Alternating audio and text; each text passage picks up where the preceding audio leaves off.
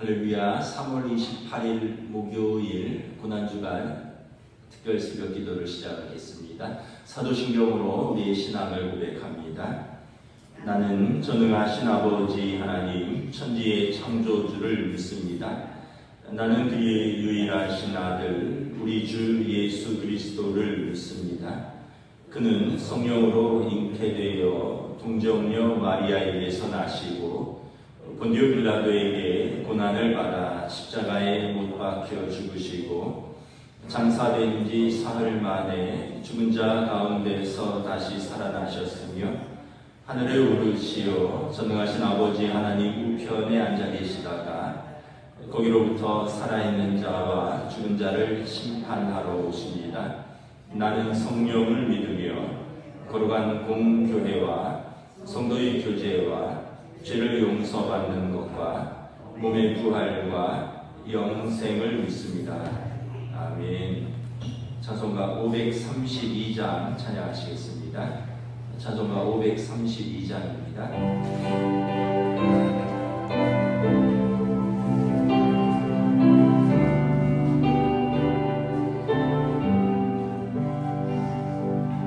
주님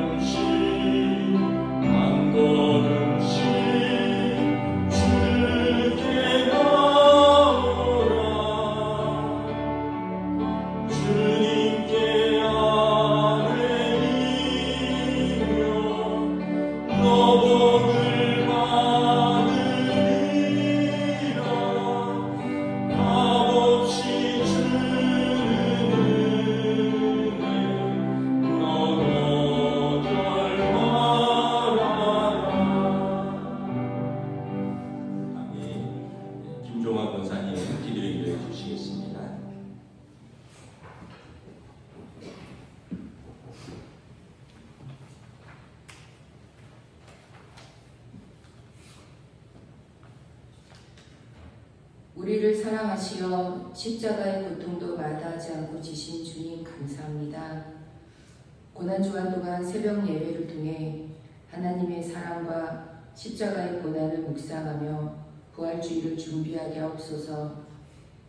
죽을 수밖에 없던 우리들을 사망의 길에서 건져주셨음을 저희들은 잊고 살면서 각자의 옳은 대로 살고 있는 우리 어리석음을 회개하오니 용서하여 주옵소서.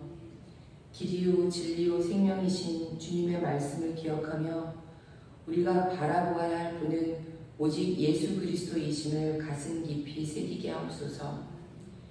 예수님께서는 목요일 밤 제자들의 발을 씻기시고 마지막 만찬을 하시며 서로 섬기라고 하셨습니다. 우리 동호교회 성도들이 서로를 섬기며 주님의 사랑을 전하는 제자가 되게 하여 주옵시고 겟세마네 동산에서 피땀을 흘리시며 간절히 하나님께 기도하시며 마지막을 준비하셨던 주님의 모습을 본받아 깨어 기도하는 동호교회 성도들이 되게 인도하여 주옵소서. 저희들은 어지럽고 힘든 세상 속에 살고 있습니다.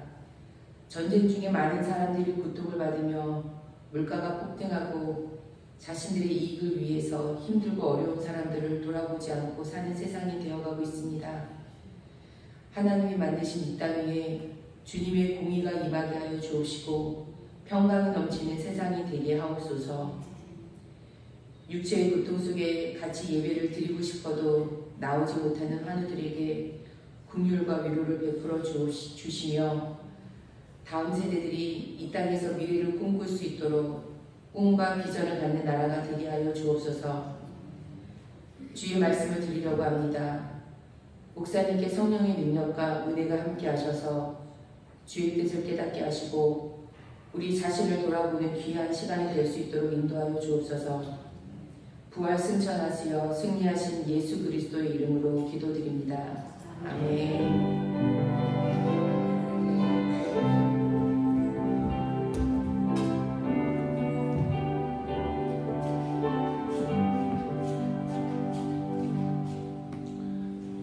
오늘 우리에게 주신 하나님 말씀은 신약성경 누가복음 15장 11절에서 19절까지 말씀입니다. 신약성경 121페이지 누가복음 15장 11절에서 19절까지 말씀입니다. 한 절씩 교도하도록 하겠습니다. 또 이르시되 어떤 사람에게 두 아들이 있는데 그 둘째가 아버지에게 말하되 아버지여 재산 중에서 내게 돌아올 분깃을 내게 주소서 하는지라. 아버지가 그 살림을 각각 나누어 주었더니 그 후 며칠이 안 되어 둘째 아들이 재물을 다 모아가지고 먼 나라에 가 거기서 허랑방탕하여 그 재산을 낭비하더니 가옥새는 그 나라에 크게 흉년이 들어 그가 비로소 궁핍한지라. 가서 그 나라 백성 중 한 사람에게 붙여 사니 그가 그를 들로 보내어 돼지를 치게 하였는데 그가 돼지 먹는 주염 열매로 배를 채우고자 하되 주는 자가 없는지라. 이에 스스로 돌이켜 이르되 내 아버지에게는 양식이 풍족한 품꾼이 얼마나 많은가. 나는 여기서 죽여 죽는구나. 내가 일어나 아버지께 가서 이르기를 아버지 내가 하늘과 아버지께 죄를 지었사오니. 함께 읽습니다. 지금부터는 아버지의 아들이라 일컬음을 감당하지 못하겠나이다. 나를 품꾼의 하나로 보소서 하리라 하고. 아멘. 할렐루야. 고난주간 특별새벽 기도에 나오신 우리 성도들을 주님의 이름으로 환영하고 축복합니다. 우리가 고난주간 이번 주제는 탕자의 비유를 통해서 본 회개와 회복의 여정이라는 주제로 말씀을 나누고 있습니다. 우리가 회복을 꿈꾸는데 그 과정 또 그 여정에 대해서 말씀을 통해서 우리가 다시 한번 묵상을 합니다. 우리 탕자가 아버지의 유산을 받아서 먼 나라로 떠났고 거기서 허랑방탕하게 살다가 가진 재산을 다 낭비했다라고 했습니다. 그리고 그 나라에 큰 흉년이 들었고 그가 남의 집에서 붙여서 돼지치는 일을 하게 되었습니다. 그리고 그 주인이 또 좋은 주인이 아니어서 일한 대로 삭슬 주지 않았고 돼지가 먹는 쥐염 열매를 먹으려 했는데 그것도 마음대로 먹지 못하는 그런 불쌍한 처지가 되었습니다. 그러면서 탕자가 아버지 집을 생각하게 되었습니다. 우리 18절 함께 읽도록 하겠습니다. 내가 일어나 아버지께 가서 이르기를 아버지 내가 하늘과 아버지께 죄를 지었사오니. 둘째 아들은 호기롭게 아버지 유산을 받아서 떠났는데 처절한 실패를 맛보게 되었습니다. 누구나 이런 비슷한 순간을 맞이할 때가 있습니다. 땅끝에 서는 것 같은 때가 있습니다. 인생의 전환점을 맞이해야 되는 때가 있습니다. 생각대로 되지 않고 그래서 삶의 방향을 전환해야 되는 때는 용기가 필요합니다. 현실을 직시하고 그리고 자신을 성찰하고 무엇이 잘못되었는가 인정하고 그리고 이것을 돌아보는 것이 필요합니다. 탕자가 용기를 내었습니다. 이제 내가 일어나 아버지께 돌아가리라. 그리고 아버지께 돌아가서 내 죄를 고백하리라. 회복의 여정에는 단계가 있다고 말씀을 드렸습니다. 먼저 기억하는 것이 필요하다고 했습니다. 생각하는 것이 필요하다고 했습니다. 문제가 없을 때는 생각할 겨를이 없습니다. 그런데 문제가 생기면 그대로 가는 길을 멈춰야 하고 생각을 하게 됩니다. 무엇이 잘못됐는가. 그리고 성찰하게 됩니다. 그러면서 잘못된 것을 바라보게 되고 후회하게 됩니다. 그런데 더 중요한 것은 후회를 넘어서서 회개까지 나아가야 합니다. 후회는 잘못한 것에 대한 감정이고요. 회개는 여기에서 돌이켜서 행동하는 것입니다. 최종적으로 잘못된 그 길에서 후회하는 것으로 끝나는 것이 아니라 돌이켜서 길을 가기로 결정하는 것입니다. 기억과 성찰과 후회와 회개 이것이 회복의 여정입니다. 그런 면에서 둘째 아들이 처절한 실패를 맛본 것은 개인적으로 가슴 아프고 불행한 일입니다. 그러나 그 실패 때문에 아버지의 집을 기억했습니다. 내게 아버지가 있다는 것을 기억했습니다. 과거에는 아버지의 집에 살면서도 아버지에 대해서 크게 신경 쓰고 살지 않았습니다. 그런데 실패를 맛보고 나서 내게 아버지가 있다는 것을 생각하게 되었습니다. 실패가 새로운 출발점이 되었습니다. 어쩌면 실패가 복이 되었습니다. 실패한 아들이 아버지를 기억하는 것, 이것이 은혜자 회복의 시작입니다. 그리고 아버지의 뜻대로 살기로 이제 나아가는 데까지 나아가는 것입니다. 우리도 그렇습니다. 여러분, 아담을 이후로 하나님을 떠난 인간은 자유로운 것 같지만 우리 마음대로 산 인생은 철저한 실패를 맛보게 되었습니다. 그때 우리가 우리 영혼을 돌아봅니다. 그리고 우리를 지으신 하나님 아버지를 찾아봅니다. 하나님의 형상을 가진 인간은 하나님 아버지를 찾는 것, 이것이 우리의 인생의 목표이고 우리 인생의 여정인 것입니다. 자, 우리 19절 아들이 어떤 생각을 가졌는지 한번 읽겠습니다. 지금부터는 아버지의 아들이라 일컬음을 감당하지 못하겠나이다. 나를 품꾼의 하나로 보소서 하리라. 아들은 생각했습니다. 나는 아버지의 아들의 자격을 잃었다라고 생각을 했습니다. 아버지가 살아계신데 그 유산을 미리 분깃을 달라. 이것은 그 당시에 사회 통념에도 어긋나는 것이고 율법에도 어긋나는 것인데 이걸 때를 써서 받아냈습니다. 그런데 철저하게 실패를 맛고 왔습니다. 이제 나는 아버지의 아들이라 일컬음을 받을 자격이 없다. 그러면서 아버지 품꾼 중에 하나로 나를 받아주소서 하고 들어가리라 결심을 합니다. 둘째 아들의 자존감이 매우 낮아진 것을 알 수 있습니다. 실패 가운데 완전히 자신감을 잃었습니다. 겸손해서가 아니라 실패 가운데 자신의 인생에 대한 수치심, 아버지에 대한 죄책감, 그리고 자기 스스로도 돌아봐도 자기 모습이 너무 한심했습니다. 그러한 열등감, 자기 혐오, 이런 것이 스스로를 격화시킨 것입니다. 그럼 우리가 알듯이 이 과거의 이 아들이 어떤 아들이었습니까? 당당한 아들이었습니다. 철없지만 당당한 아들이었습니다. 아버지의 유산에서 내 분깃을 지금 달라고 형 앞에서, 아버지 앞에서 당당한 아들이었습니다. 그런데 지금 먼 나라에 가서 실패하고 돼지보다도 못한 삶을 살면서 자존감이 굉장히 낮아진 것입니다. 아버지로부터 아들 자격을 내가 잃었다라고 생각했습니다. 나를 품꾼의 하나로 보소서. 품꾼은 종입니다. 여기서 아버지의 종이라도 나를 받아주면 좋겠다. 자신의 삶이 곤두박질 치니까 스스로 생각하기를 아들에서 종으로 전락한 것입니다. 여기서 아들이 간과한 것이 있습니다. 아버지에게 아들은 죽을 때까지 아들이라는 것입니다. 아버지에게 아들은 결코 종이 될 수 없습니다.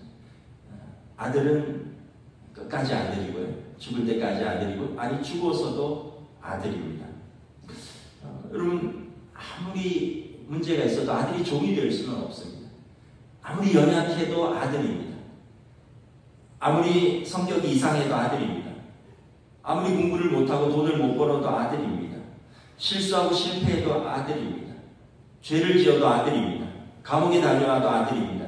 세상 사람들이 다 비난하고 등을 돌려도 아버지에게는 아들입니다. 내가 열심히 살았기 때문에 아들로 인정받는 것이 아닙니다. 열심히 살면 아들이고 제대로 못 살면 종이 아닙니다. 아버지 아들의 관계는 그냥 그렇게 태어나는 것입니다. 사단은 우리를 속입니다. 너가 무슨 성도냐? 너가 무슨 하나님의 자녀냐? 너에게 무슨 그런 자격이 있느냐? 너 꼬라지를 봐라. 내 죄를 봐라. 여러분, 속지 말아야 합니다.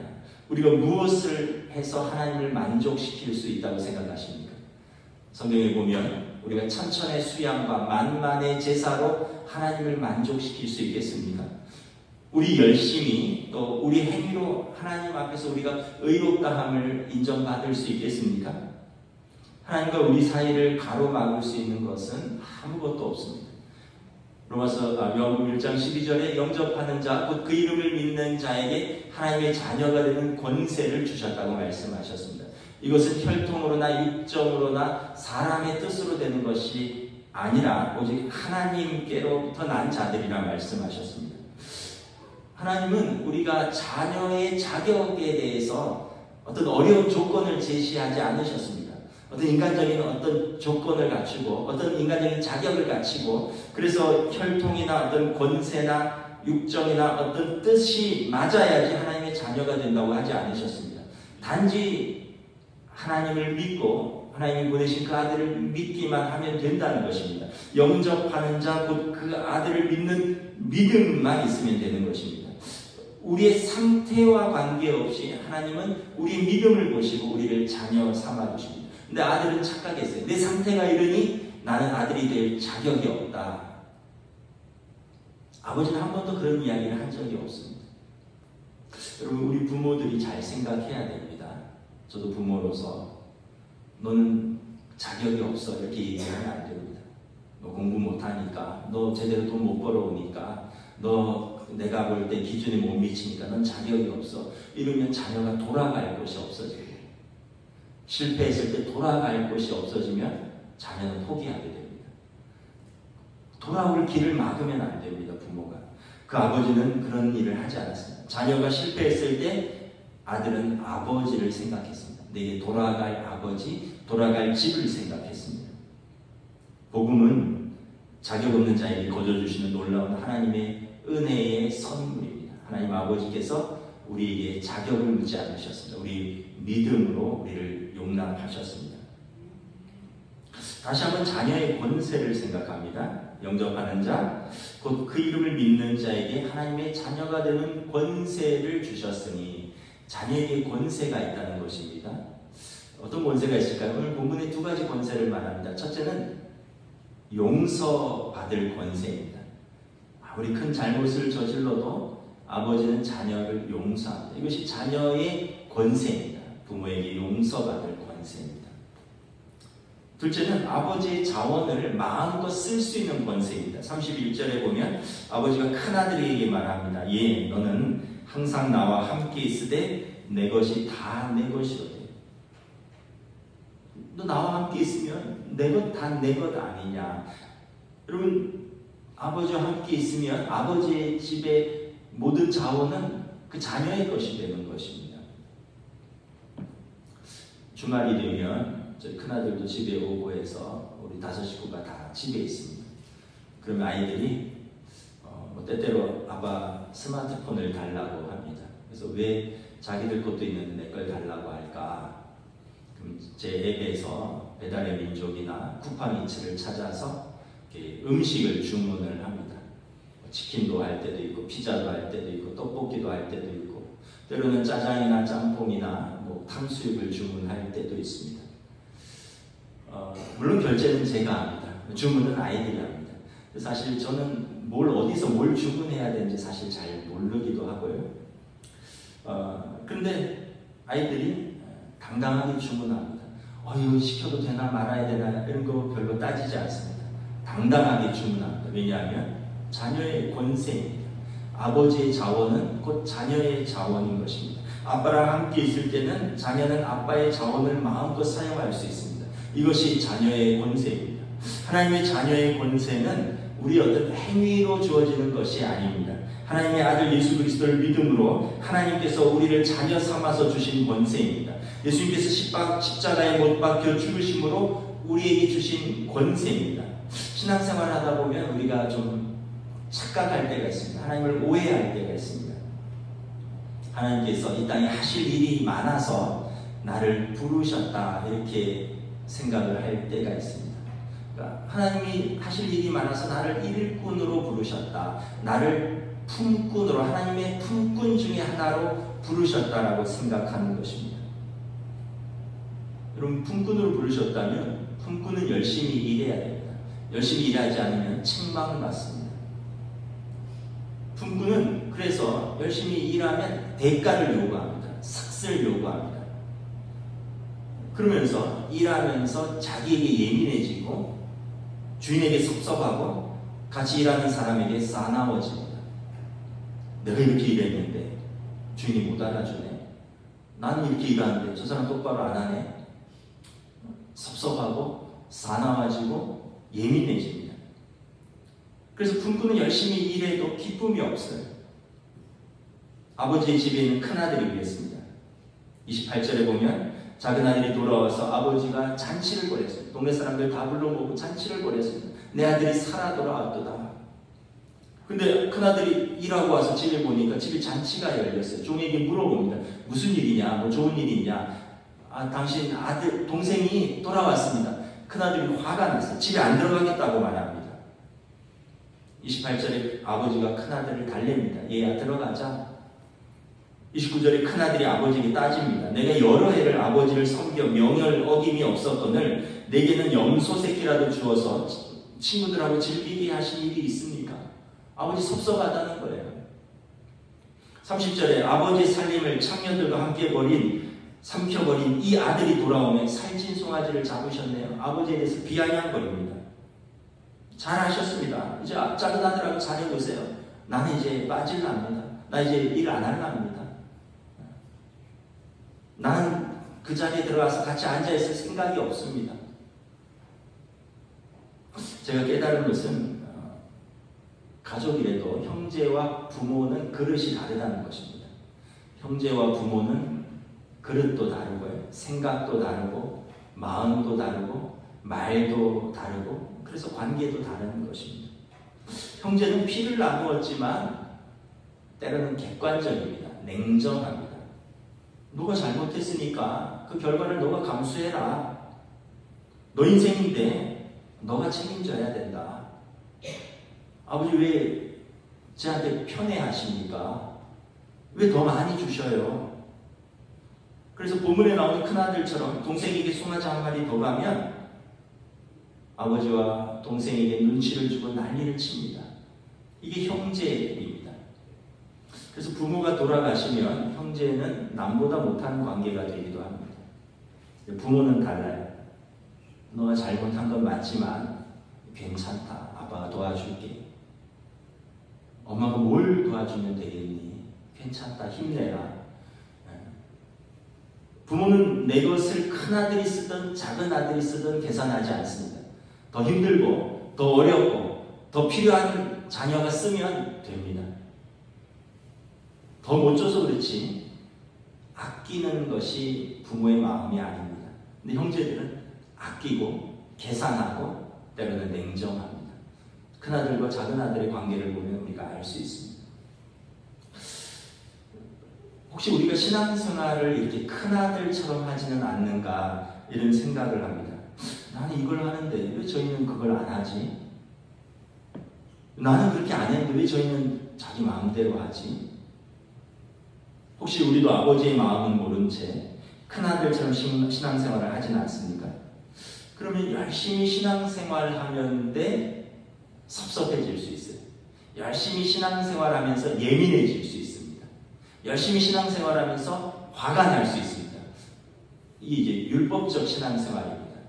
그냥 하나님은 우리를 품꾼으로 부르지 않고 자녀로 부르셨다는 것을 기억해야 됩니다. 자녀로 부르면 기쁨으로 응답하는 것입니다. 철없을 때는 불평하면서 합니다. 철없을 때는 의무로 합니다. 그런데 이제 철이 들면 성숙하면 기쁨으로 합니다. 감사함으로 하는 것입니다. 사랑으로 하는 것입니다. 왜냐하면 아버지 내 일이니까. 아버지께 내 것이듯이 아버지 일도 내 일이니까. 사랑하면 힘들어도 어렵지 않습니다. 힘들어도 기쁘게 할 수 있습니다. 이것이 사랑의 힘인 것입니다. 아버지를 찾는 사람은 어떤 사람일까요? 아버지는 품꾼이 아니라 아들을 찾습니다. 둘째 아들은 아버지가 어떤 분인지 잘 몰랐어요. 실수했으니까 아버지 아들의 자격이 없다. 아버지의 집에 품꾼으로 들어가야지. 큰아들도 아버지가 어떤 분인지 몰랐습니다. 자기가 열심히 일했기 때문에 내게 그 권리가 있다고 생각했습니다. 두 아들이 다 아버지에 대해서 오해했습니다. 아버지는 그런 분이 아닙니다. 열심히 일했기 때문에 아들이고 열심히 일하지 않으면 아들이 아닌 것이 아닙니다. 부족해도 아들이고 사고를 쳐도 아들이고 아버지 마음을 아프게 해도 아들이고 열심히 일해도 아들입니다. 아버지와 아들의 관계는 어떠한 일이 있어도 변하지 않는 것입니다. 이게 우리 육신의 부모와 자녀의 관계와 좀 다른 것입니다. 우리 육신의 부모는 연약하고 완전하지 않습니다. 그래서 감정을 다 드러내기도 하고 부모도 실수를 하기도 합니다. 그러나 완전한 하나님 아버지는 우리에 대한 사랑이 한결같고 실수하지 않으시는 아버지이시고 언제나 변함없는 아버지시고 언제나 우리를 용납하시는 아버지십니다. 혹시 우리도 하나님 아버지에 대한 오해가 없으십니까? 혹시 하나님 아버지에 대한 생각이 빈곤하지는 않으십니까? 하나님이 나를 사랑해 주실까? 나는 하나님의 사랑을 받을 자격이 없어. 이것은 우리와 하나님의 그 아버지와 자녀의 관계를 깨려고 하는 사단의 꼬임입니다. 마귀는 우리를 정죄합니다. 죄를 범했으므로 하나님이 우리를 받아들이지 않는다고 말합니다. 이제 하나님의 자녀의 자격이 없다라고 말합니다. 그러나 성령께서는 언제나 우리가 하나님의 자녀인 것을 증거하십니다. 로마서 8장 16절에 성령이 친히 우리 영과 더불어 우리가 하나님의 자녀인 것을 증언하신다고 약속하셨습니다. 우리는 더 이상 무소하는 종이 아니라 예수님 안에서 사랑받는 자녀가 되었습니다. 갈라디아서 4장 6절에서 7절에 너희가 아들이므로 하나님이 그 아들의 영을 우리 가운데 보내사 아빠 아버지라 부르짖게 하셨느니라. 그러므로 내가 이후로는 종이 아니요 아들이니 아들이면 하나님으로 말미암아 유업을 받을 자니라. 여러분 우리는 무소하는 종의 영을 받지 않고 당당하게 자녀로서 하나님 나라의 유업을 권세로 물려받을 자격을 가진 사람들입니다. 탕자의 비유에서 보면 둘째 아들을 세상은 거부했습니다. 친구들도 돈 떨어지자 거부했습니다. 심지어 집에 돌아왔는데 형도 그 동생을 거부했습니다. 오직 한 분, 아버지만 그 아들을 용납하고 받아주었습니다. 왜냐하면 아버지이고요. 아버지는 사랑이기 때문에 그렇습니다. 우리와 하나님 아버지의 관계도 마찬가지입니다. 세상은 우리를 거부해도 하나님은 우리를 거부하지 않습니다. 우리가 실패하면 사람들은 등을 돌려도 하나님은 우리에게 등을 돌리지 않습니다. 내 자신이 자격이 없다고 스스로 내 자신을 내가 거부해도 하나님은 우리를 항상 받아주십니다. 왜냐하면 하나님은 좋으신 아버지이시고 우리는 그분의 자녀이기 때문에 그렇습니다. 그럼 하나님에 대해서 오해하시면 안 돼요. 무서운 아버지가 아니라 좋으신 아버지입니다. 하나님과 우리의 관계는 우리 어떤 행위에 따라 결정되는 것이 아닙니다. 그 어떤 것도 그리스도 예수 안에 있는 하나님의 사랑의 관계에서 우리를 끊을 수 없다라고 성경은 말합니다. 그 관계를 끊을 수 없다라는 것입니다. 우리의 어떤 행위나 법으로 끊어지는 게 아니라고 말했습니다. 그 어떤 것도 그리스도 예수 안에 있는 하나님의 사랑 안에서 우리를 끊을 수 없다라고 성경은 말합니다. 로마서 8장에서 사도 바울이 이렇게 고백합니다. 그런즉 이 일에 대해서 우리가 무슨 말하리요? 만일 하나님이 우리를 위하시면 누가 우리를 대적하리요? 자기 아들을 아끼지 아니하시고 우리 모든 사람을 위하여 내주신 이가 어찌 그 아들과 함께 모든 것을 우리에게 주시지 아니하겠느냐? 이 모든 일에 우리를 사랑하시는 이로 말미암아 우리가 넉넉히 이기느니라. 다른 어떤 피조물이라도 우리를 우리 주 그리스도 예수 안에 있는 하나님의 사랑에서 끊을 수 없느니라. 그 어떤 것도 하나님 아버지와 자녀의 관계에는 끊을 수가 없는 것입니다. 작년 연말에 이제 제가 아는 친구 목사님이 이제 목회를 그만뒀어요.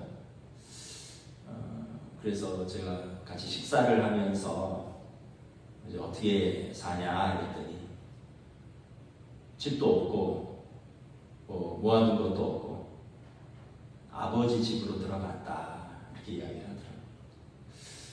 여러분 우리가 어떤 면에서 보면 받아주는 곳도 없고 갈 곳도 없고 실패하면 우리가 갈 수 있는 곳은 자녀가 갈 수 있는 곳은 아버지 집밖에 없습니다.